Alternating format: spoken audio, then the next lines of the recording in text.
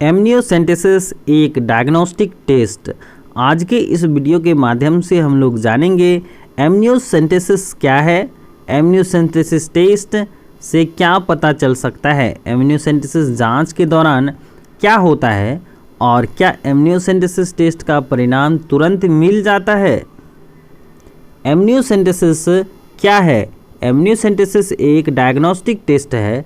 Doctors मादा गर्भ में से एमनियोटिक द्रव का थोड़ी सी नमूना लेती है। इस द्रव में शिशु की कुछ कोशिकाएं होती हैं और प्रयोगशाला में इसका निरीक्षण किया जाता है। एमनियोसेंटेसिस आमतौर पर दूसरी तिमाही में 15 से 18 सप्ताह की गर्भावस्था के बीच किया जा सकता है। यह कोई नियमित जांच नहीं है। आपकी डॉक्टर्स एमनियोसेंटेसिस टेस्ट की सलाह तब देती है जब आपके शिशु में कोई विशेष स्वास्थ्य स्थिति होने की संभावना सामान्य से कहीं अधिक हो। उदाहरण के तौर पर पिछले किसी प्रसव पूर्ण जांच या स्कैन के परिणाम के आधार पर ही एमनियोसेंटेसिस टेस्ट कराने के लिए कहा जा सकता है, या फिर यदि आपके परिवार में किसी आनुवंशिक स्वास्थ्य स्थिति का इतिहास रहा है तो इस मामले में भी यह टेस्ट कराया जा सकता है। एमनियोसेंटेसिस टेस्ट से क्या पता चल सकता है? एमनियोसेंटेसिस एक डायग्नोस्टिक टेस्ट है। इसका इस्तेमाल आनुवंशिक स्वास्थ्य संबंधियों स्थितियों की पुष्टि करने के लिए किया जाता है। यह जांच करने का सबसे आम कारण यह जानना होता है कि शिशु में कहीं डाउन सिंड्रोम तो नहीं है। एमनियोसेंटेसिस आनुवंशिक रक्त स्थितियों जैसे कि सिकल सेल रोग, थैलेसीमिया और हेमोफीलिया जैसे आदि बीमारी को भी पहचान जा सकता है। साथ ही साथ ऐसी कई आनुवंशिक स्वास्थ्य स्थितियां हैं जिसके बारे में शिशु के जन्म से पहले एमनियोसेंटेसिस के जरिए पता लगाया जा सकता है। इस जांच में यह भी पता चल सकता है कि गर्भ में पल रहे शिशु जो हैं पुत्र हैं या पुत्री हैं। हालांकि भारत में प्रसव से पहले भ्रूण की जांच की पहचान बताना गैर कानूनी है और PCPNDT एक्ट 1994 के तहत यह एक दंडनीय अपराध है।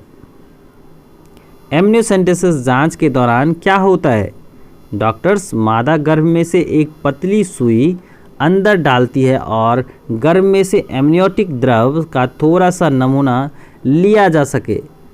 अधिकांशतः महिलाओं का कहना है कि इस प्रक्रिया में करीब उतना ही पेन होता है, दर्द होता है, जितना कि खून का नमूना लेने के दौरान होता है। शायद पेट में शून्य करने के लिए लोकल एनेस्थीसिया लेने की भी ज़रूरत नहीं होती है। अधिकांशतः इस पूरी प्रक्रिया में लगभग 10 मिनट का समय लगता है। द्रव का नमूना लेते समय अल्ट्रासोनोग्राफी में विशेषता प्राप्त डॉक्टर्स अल्ट्रासाउंड करते हैं। इससे आपकी डॉक्टर्स को द्रव निकालने की प्रक्रिया के दौरान सुई को शिशु और प्लेसेंटा से सुरक्षित दूरी पर रखने में मदद मिल सकती है। यह भी हो सकता है कि डॉक्टर पहले प्रयास में सुई को सही स्थान पर डाल पाने में सफल ना हो।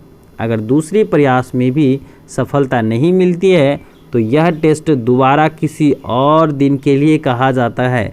इस पूरी प्रक्रिया के अंत में आपकी डॉक्टर और अल्ट्रासाउंड विशेषज्ञ अल्ट्रासाउंड के जरिए शिशु पर नज़र रखेंगे कि वह ठीक ठाक है अथवा नहीं। इस प्रक्रिया के दौरान आपके पति, परिवार के किसी निकट सदस्य या दोस्त को सहयोग के लिए ले जाया जाना चाहिए।